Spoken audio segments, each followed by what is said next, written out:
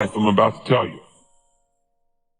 To get past it, you gotta go through it. That's true in so many areas, but it's particularly true with failure. To get past your failure, that failure in your life, you gotta go through it. You can't go around your failure. You can't go over your failure. You can't go under your failure. You can't ignore your failure. You need to grieve the failure. You need to feel the pain. Now, we don't like feeling bad, but grief is a good thing. Grief is the way we get through the failure, and grief is the way we learn the lessons. So often, we want to just, when we fail, we want to just forget it, push it aside, stuff our emotions, and then immediately go to the next thing.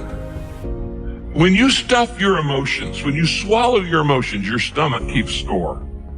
It's kind of like, what if you took a can of Coke and you shook it up for a long time and then you put it in the freezer?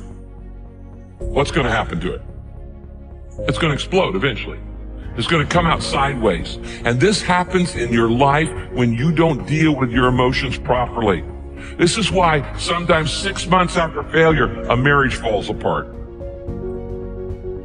Or 6 months after somebody gets laid off work, there's another problem. There's a physical health problem, things like this. Because you've shaken up the can and you've got all these emotions feeling inside of shame and regret and fear and insecurity and all the things that come with failure, and you're not dealing with them.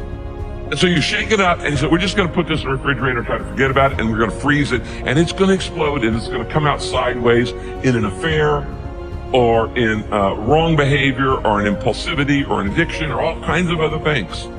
I have seen this thousands of times in people's lives. You don't minimize it. You don't rush to feel better. To get past your failure, you've got to go through the failure.